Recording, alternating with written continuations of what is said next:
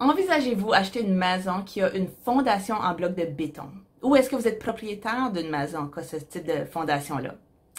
Ben, si oui, qu'est-ce qu'on doit savoir? Est-ce que le bloc de béton est un matériau à condamner? Ben, moi, je suis pas l'experte. Fait que demandons à l'expert, Patrick Milot de SOS Sous-Sol, ce que lui en pense.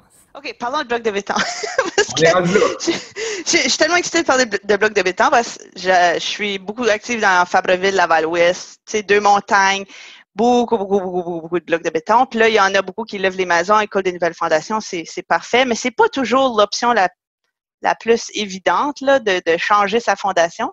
Fait que dis-moi, qu'est-ce que tu recommandes? C'est quoi les signes qu'il faut regarder avec les blocs de béton? Mettons pour un acheteur, là, qu'est-ce qu'il devrait réfléchir quand il pense acheter une maison en bloc de béton? Qu'est-ce qu'il faut qu'il regarde? C'est sûr, c'est dur à voir quand les murs à l'intérieur sont fermés, puis qu'on voit pas grand-chose sur la fondation. Mais premièrement, les fissures. Ça en est pas beaucoup. S'il commence à avoir beaucoup de fissures, c'est parce que ça a travaillé. Tu demandes carrément s'il y a eu une membrane ou quelque chose depuis la construction, parce que s'il n'y en a pas eu, et c'est quasiment sûr que tu vas devoir en mettre une. Donc, s'il n'y a pas de membrane, tu vas faire t'escape pour que tu mettes en mettre une. Puis, si tu es capable d'ouvrir ou de passer une caméra en arrière d'un mur, voir l'état, le best, c'est vraiment d'ouvrir un mur, malheureusement, quelque part qui ne dérange pas, pour aller voir qu'est-ce qu'il y en a des blocs de béton, s'ils ont été poussés. Parce que des blocs de béton qui ont été poussés, c'est très dur à ramener. Là, c'est drôle parce que j'ai une feuille qui traîne là-dessus. Je ne sais pas si on va le voir. C'est des produits, c'est vraiment les blocs de béton. Qu'est-ce qu'on peut faire, c'est quand ça pousse un peu, c'est la fibre de carbone qu'on vient installer sur les blocs qui vient empêcher, ça vient renforcer carrément au niveau de la poussée latérale les blocs de béton.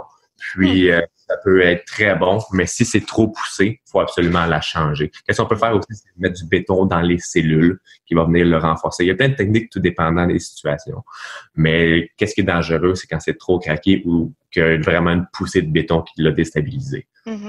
Mais j'ai vendu plusieurs maisons en bloc de béton. C'était pas des anciens chalets, là. C'était vraiment des bonnes constructions qui avaient été faites vraiment bien. Il n'y a aucune infiltration d'eau. Patrick, est-ce que tu condamnes les maisons en bloc de béton ou il y a de quoi faire?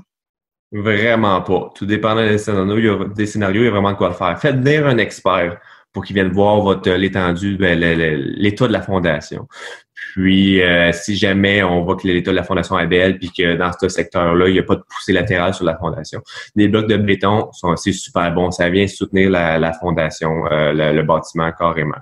Il n'y a pas de problème pour ça. Le défaut, c'est la mentalité du monde. La valeur de revente, tu connais ça.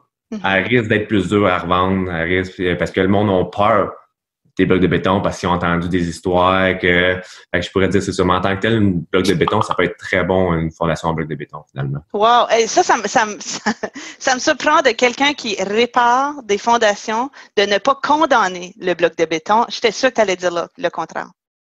Ouais, je prêche des fois pas pour ma paroisse, mais mon objectif avec la compagnie, c'est pas de faire le plus de contrats possible, c'est d'éduquer les consommateurs. C'est vraiment l'objectif premier quand j'ai créé la compagnie, c'est de faire ça. Fait que même s'il y a des affaires qui vous donnent moins de job, moi, si le consommateur y est content, ben finalement, je suis content. Puis indirectement, ben ça va me référer pareil. Puis fait que tout le monde est gagnant dans l'histoire. Cool. All right. Maintenant, le sujet chaud, les fissures. Tout le monde veut parler des fissures.